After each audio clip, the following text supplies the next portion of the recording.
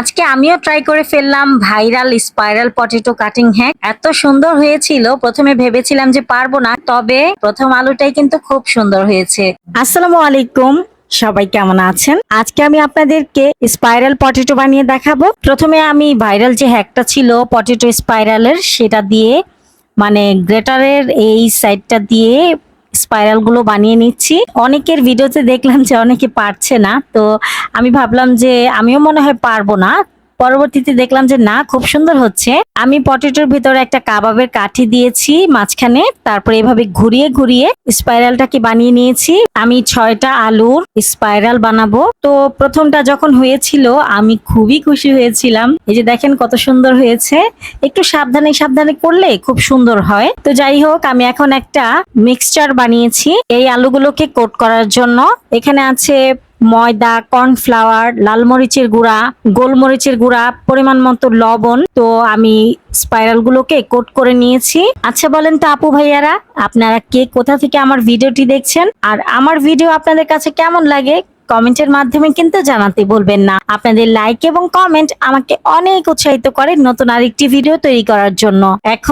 এখন ফুটন্ত গরম তেলে স্পাইরাল গুলো দিয়ে দিচ্ছি। এপিট ওপিট করে মুচমুচে করে ভেজে নিব।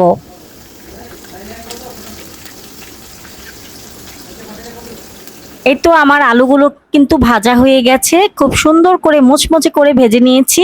আর কালারটা কিন্তু খুব সুন্দর হয়েছে, তাই না? প্রথমে আমি 3টা স্পাইরাল ভেজে নিয়েছি, তারপরে আরো 4টা স্পাইরাল দিব, মানে একটা আলুকে 2টা স্পাইরাল করে নিয়েছি, যে ছোট ছোট করে আর কি। আমাকে সাপোর্ট করার জন্য আমার ভিডিওটি চাইলে একটা শেয়ার দিতে পারেন। যারা এতক্ষণ পর্যন্ত আমার ভিডিওটি না টেনে কন্টিনিউ করেছেন তাদের সবাইকে অসংখ্য ধন্যবাদ। উপর থেকে আমি একটা লবণ দিচ্ছি, এখানে লাল মরিচের গুঁড়া আর বিট লবণ দিয়ে মিক্স করে নিয়েছিলাম। তারপরে টমেটো সস দিয়ে খাবো। প্রথমে আপনাদেরকে একটু দেখাচ্ছি, দেখেন কতটা মুচমুচে হয়েছে। ভিডিওটি ভালো লাগলে প্লিজ একটি লাইক দিবেন।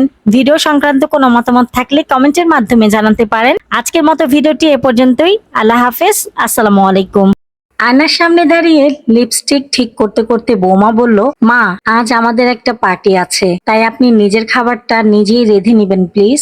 বৃদ্ধ মা একটু ধীর কণ্ঠে বললেন, মা আমি তো গ্যাসের চুলা জ্বালাতে পারি না। ছেলে সঙ্গে সঙ্গে বলে উঠল, তাহলে মা পাশের মন্দিরে আজ ভোগ ভান্ডারা আছে, আপনি ওখানেই চলে যান, তাহলে রান্নার ঝামেলাও থাকবে না। মা নিঃশব্দে নিজের চপ্পল জুতো পরলেন আর মাথা নিচু করে মন্দিরের দিকে হেঁটে চললেন। এই পুরো কথোপকথনটা 10 বছরের ছোট্ট জোহান চুপচাপ শুনছিল। রাস্তায় গাড়িতে করে পার্টির দিকে যেতে যেতে সে হঠাৎ বাবাকে বলল, বাবা আমি যখন বড় হয়ে অনেক বড় মানুষ হব, তখন আমি আমার বাড়ি একটি মন্দিরের ঠিক পাশেই করব। বাবা অবাক হয়ে জিজ্ঞাসা করলেন, কেন রে? জোহান বলল, কারণ মা, যখন আমি কোনো পার্টিতে যাব তখন তোমায় যেন বেশি দূরের মন্দিরে যেতে না হয় ভাত খেতে। আমি চাই তুমি আশেপাশেই খেতে যাও। এই ছোট্ট কথায় যেন বজ্রাঘাত হলো ছেলের মনে। বাবার চোখে জল।